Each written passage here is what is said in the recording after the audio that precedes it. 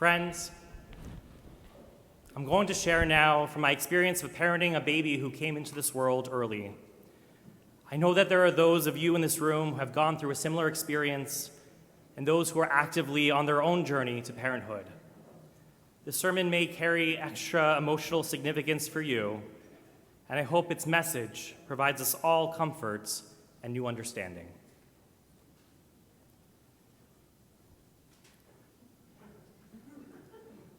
Shana Tova. For every occasion, Judaism has a favorite greeting. Shabbat Shalom, Shavua Tov, Chag Sameach, Moadim L'Simcha, Mezal Tov. And during this time of year, we say, Shana Tova Umituka. May this be a good and sweet new year. While the greeting Shana Tova makes a lot of sense as we celebrate the start of a new year, I've been thinking that maybe, there's a better phrase we could all be saying instead. Last spring, my in-laws were visiting New York City. While there, they wanted to do some shopping. As soon as they walked into the store, they were immediately recognized by our friends who were weeks away from standing under the chuppah on their wedding day. As they greeted one another, my mother-in-law wished the bride and groom a mazal tov on their upcoming marriage. And in response, the bride expressed her excitement about Amanda and me becoming parents and said, Bisha'a tova, may goodness happen in its time. And my dear mother-in-law responded, Shana tova to you too. Let me make two things very clear. One, I love my mother-in-law, and I'm grateful she gave me permission to share this story today. Two, Shana Tova really does sound a lot like Bisha'a Tova. And while we hear the greeting Shana Tova a lot, it's okay if you're not as familiar with the greeting Bisha'a Tova. Bisha'a Tova literally means in a good hour. It's a greeting specifically reserved for someone who is pregnant. We wish that person Bisha'a Tova, may goodness happen in its time, because we Jews are really good at worrying. Instead of saying Mazal Tov, congratulations to an expectant parent, we cautiously wish them Bisha'a Tova, may goodness happen in its time. So much can happen during a pregnancy, and thus we pray that good things will happen when the time is right. When Amanda and I began to share our exciting news that we were expecting, we heard the same few questions. How is Amanda feeling? Do you know if it's a boy or girl? When's the due date? And yes, quite a few people asked, and where will the baby be delivered? It was this last question, where will the baby be delivered, that I answered with the most confidence and certainty. Abington Hospital, of course. Where else? Boy, was I wrong. Our wonderful son, Lior, surprised us this summer by arriving 7.5 weeks early while we were on vacation in Boston. It is tempting to think that a due date is a finish line, a set marker that does not change. On the top of every ultrasound and mentioned at every doctor appointment was that due date, a date that felt set as if it had been written in stone. Medical professionals assign a due date for pregnancy, and while expectant parents obsess over this date, anticipating when their lives will be changed forever, only 5% of babies are born on their actual due dates. There are dates in the year that are set in time: a birthday, the first day of school, New Year's Eve, the first day of summer camp, and for all of these dates, naturally, we count down. Yet in the Torah, the festival of Shavuot is the only festival not assigned an actual date on the calendar. Instead, we are instructed to count up, counting 7 weeks from the second night of Passover in order to arrive at the start of Shavuot. Rabbi Amy Walk, one of the editors of Siddur Lev Shalem, shares a comment in the Siddur about the counting of the Omer, that when she was pregnant, she felt it was the only time in her life that it felt natural to count up. Rabbi Walk writes, "Week by week, month by month, I counted. I was excited about my due date, but I also wanted to be pregnant for 9 complete months. Like other pregnant women, I knew that that period of gestation was not simply a time I needed to get past in order for the real event to take place. Each week, each month was vital for my baby's development. Each day had its own significance, nurturing the growth that would be necessary for my baby to enter the world. So quite naturally, I knew to count up." For 32 weeks and 4 days, I, like Rabbi Walk, counted up the days, weeks, and months. Just like the Omer between Passover and Shavuot, when I download an app on my phone to help me count the day of the Omer each and every night, during pregnancy, I made the habit to check every night those expecting parent apps. Each night I read about a new development of the fetus. I checked the size of the fetus compared to a different size of fruit at each stage.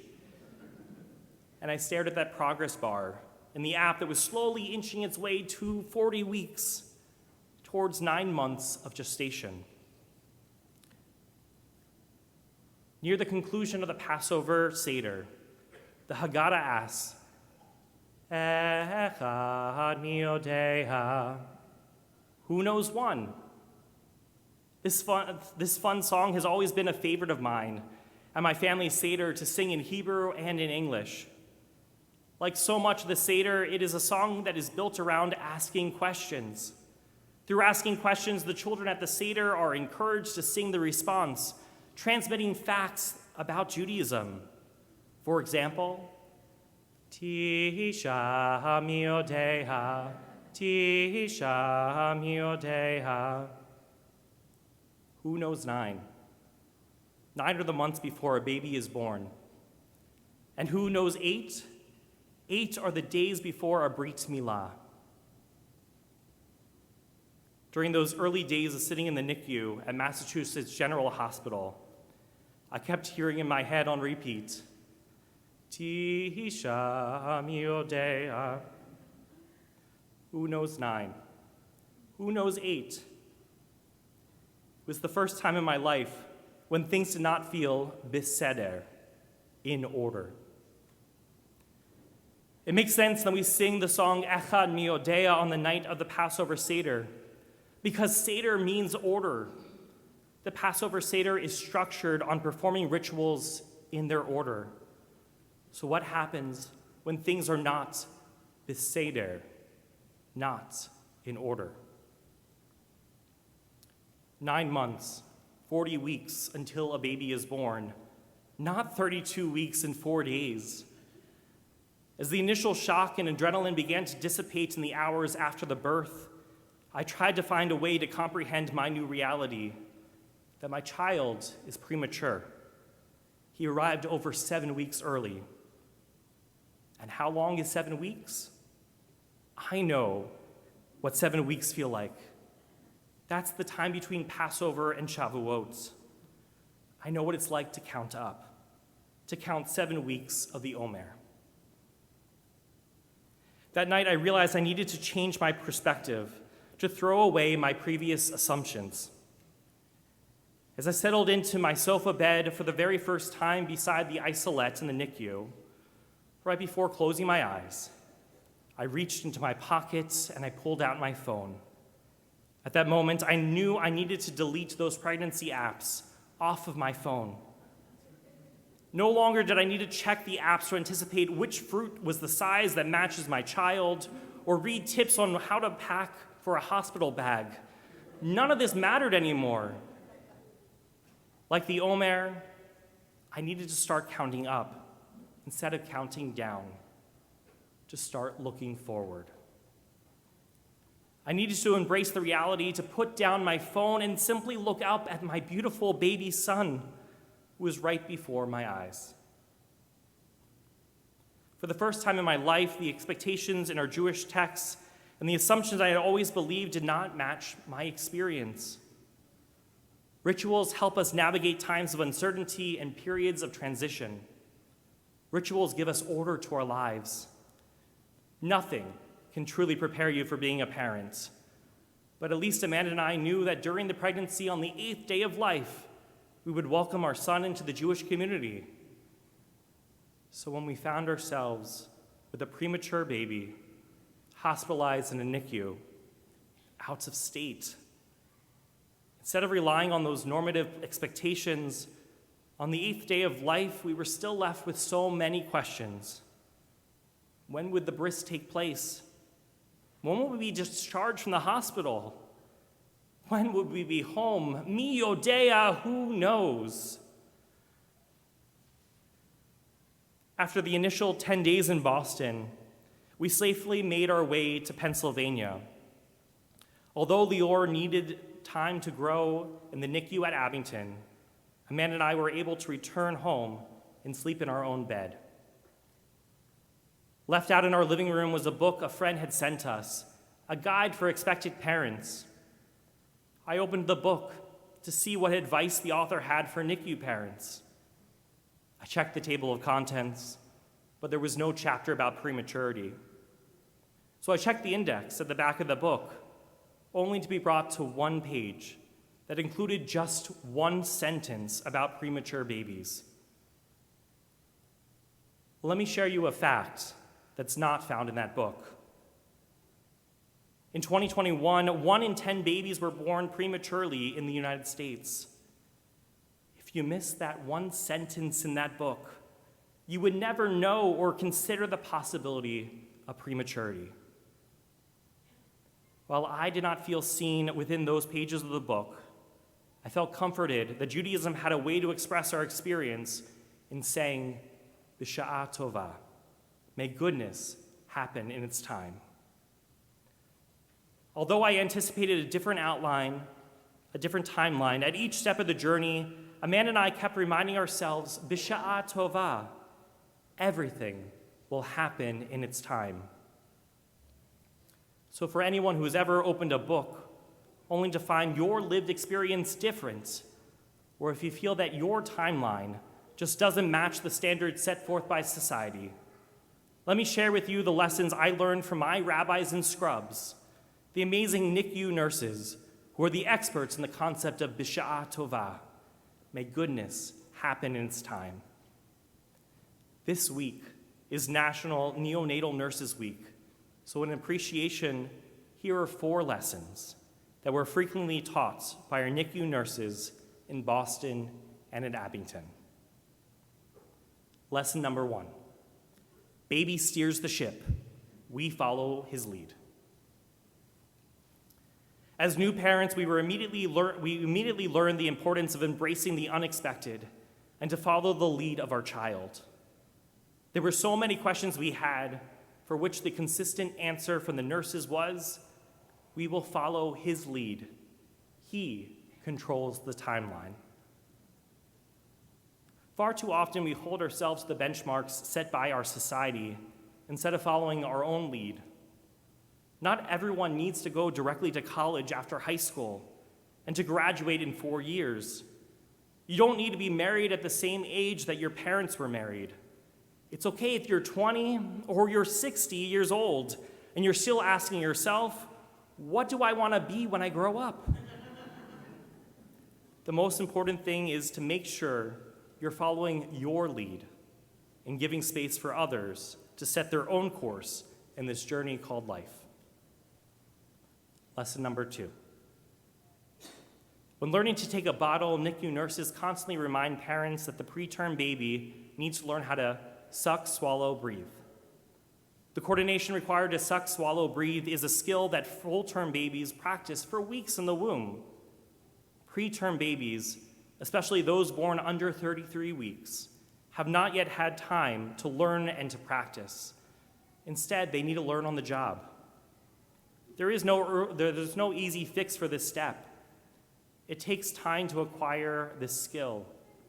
When Lior began to slowly take a bottle, our nurse said, "He's doing something that he's not supposed to know how to do yet, and we're expecting him to know how to do it. Be patient." Whether it is at work or at home, we might be expected to know how to do something that we have never done before. Learning a new skill, feeling confident at a new job. These things take time. You can't rush the process. There's an expression, it's just like riding a bike. Once you build up those muscle memories, the coordination one needs to ride a bike can be recalled automatically. But building those skills, learning how to balance on two wheels takes time. Not everyone learns to ride a bike as a child, and that's okay. With patience and encouragement, we can all learn new skills through our lives. We might not master it on the first try, but remember not to give up. Be patient with yourself. Lesson number 3. My favorite lesson from the NICU is look at the baby, not the monitor. When alarm goes off, or even when things are quiet in the NICU, as a parent, your eyes naturally focus on the numbers displayed on the bedside monitor. As a parent, you want to know everything about your child. You want to be their best advocate.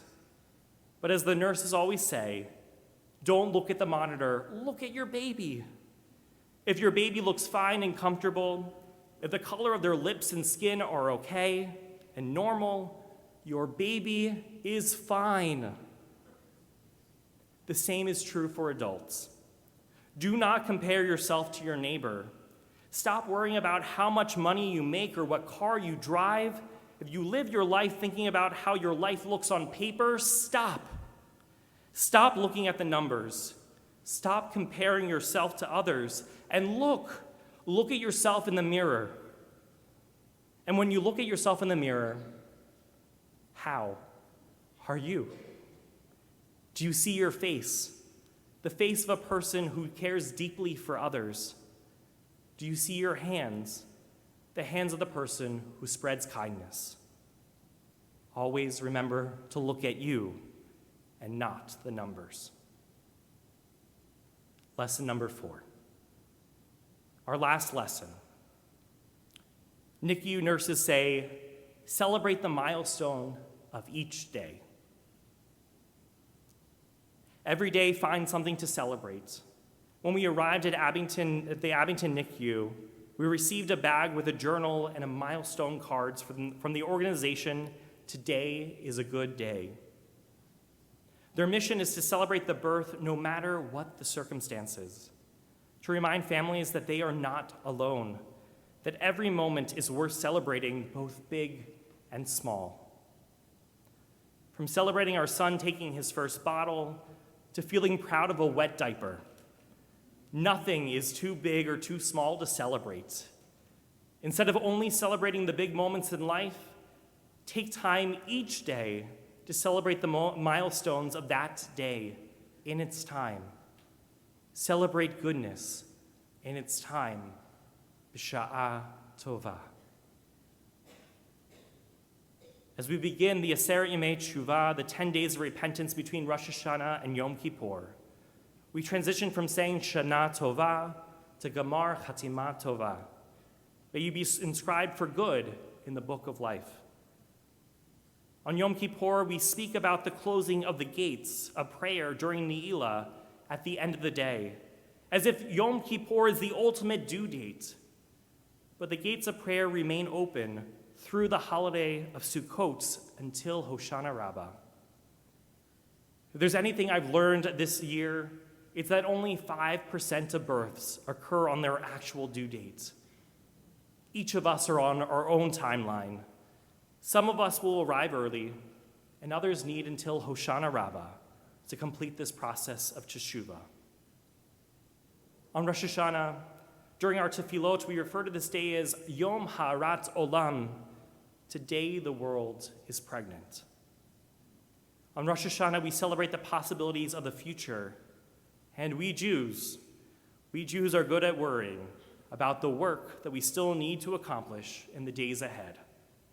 So this year, instead of saying, Gamar Chatima Tova, let me wish you B'Sha'at Tova. May each of us find goodness in its time.